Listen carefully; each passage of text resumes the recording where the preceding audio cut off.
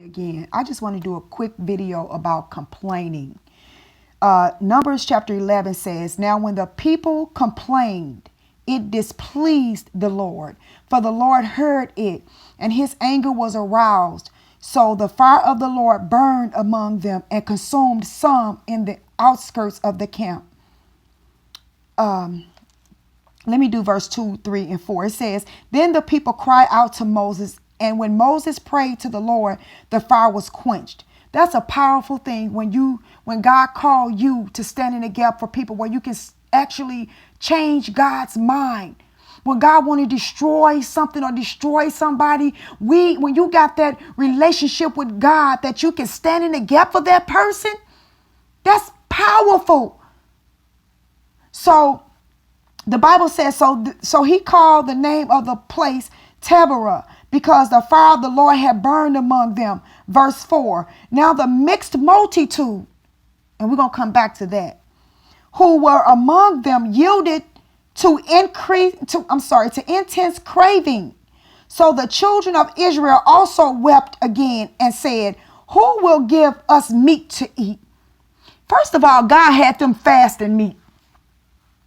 God had them fasting meat. God gave them what they needed. But they always wanted something more.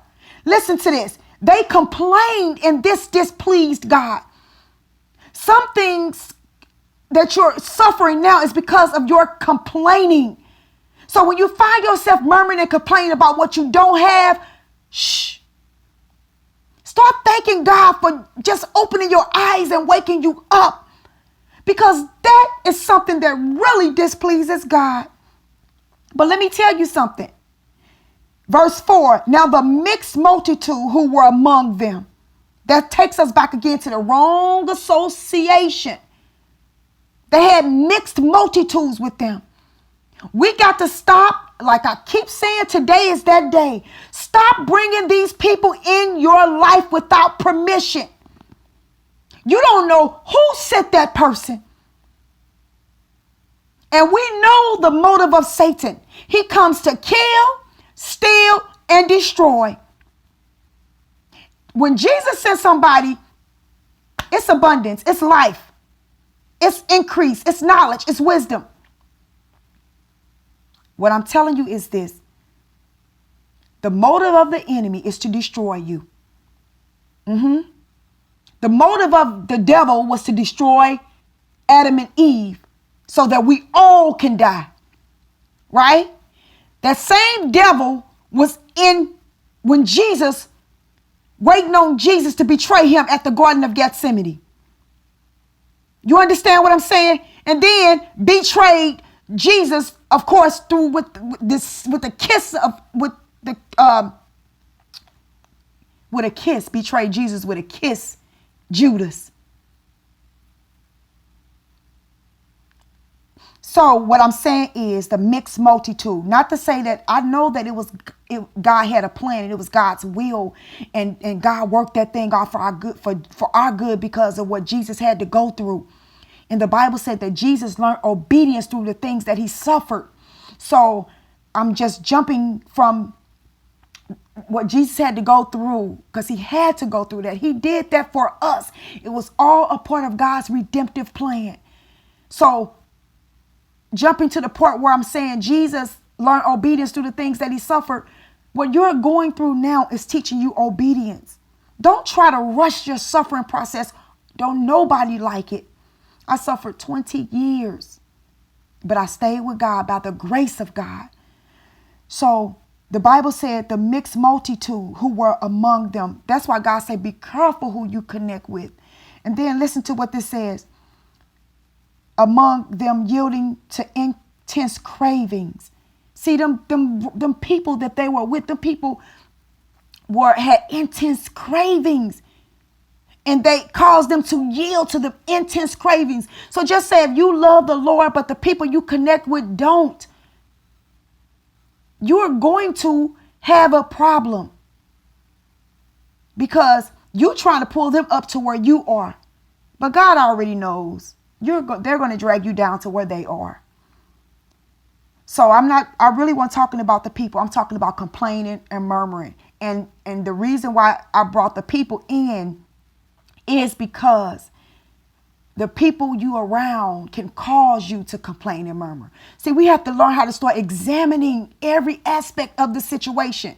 Because, see, the problem is not what you can see. The problem is always what you cannot see. Because if you can see the problem, then you can fix the problem. If you have a leak in your roof or a leak in your house or an issue with your car, then why do you need to call a roofer to come and check to see what's going on? You just know you got a leak, but you don't know where it's coming from and you don't know why. If you got a problem with your car, you're going to call a mechanic because you only know you got a problem because you see the engine light on, but you don't know what's wrong. So here's the thing. We got to start being observant. We got to find out what is the root of this problem so that we can fix the problem. The signs and the results of the problem is only because it's just identifying that you have a problem. So now you need to get to the root to see, why is this happening? And a lot of things happen is because of wrong association, murmuring and complaining, being disobedient, which is, of course, rebellion. Saul, let me say this real quick. King Saul was told to destroy all the Amalekites, all of them, everything, everybody, all the animals, everything. He kept what he thought was the best. And he had a nerve to fool himself to think that he obeyed the Lord.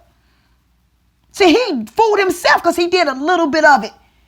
That's just like when we fast, we're just doing a little bit of it. And then we do our own thing and we say, I obey God. No. You see what I'm saying? So guess what? God got tired of Saul's mess and God replaced him. Yeah. God replaced him with David. So here's the thing. We got to stop giving God what we want and give God what he asked for. Okay? That's just like when you go to a restaurant and you order food and they give you what they want to give you and not what you asked for. Guess what happens? You're going to be upset. You're not paying for it and you won't go back. You understand? Same thing with your hair. You go get your hair done. These people give you a hairstyle that they want to give you. First of all, you look at them and say, I'm not paying for this. And guess what? You won't go back. So look how we do God. We want to give God whatever we want to give him, but we want him to keep coming back to us. No, we got to stop that, because if not, we don't want to risk God giving somebody else what belongs to us. You know, the directions and the assignments that he gives to us, he take them and give them to somebody else because we don't want to give him what he asks for. So let's stop murmuring and complaining. Let's stop gossiping. Let's stop starting trouble. Let's stop sowing discord among brethren. Let's stop lying and cheating. Let's stop lusting. Let's stop committing adultery. God made it very clear what he wants us to do. Let's stop masturbating. Let's stop fornicating. Let's stop fussing.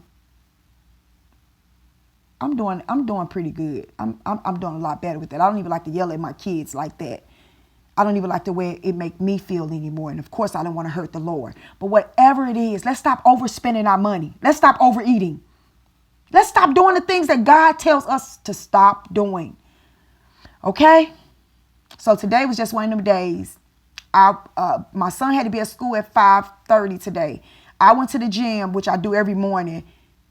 Then after I dropped both of my babies off, I went to the grocery store and came home, and I just want to spend time with God. I was talking to one of my sisters on the phone. My sister's in the Lord. Beautiful conversation.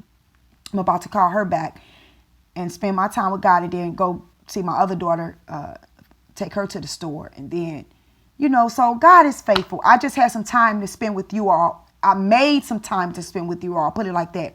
I love you all. I'm praying for you all. Let's give God what he asks for. I love you, okay? This Joy.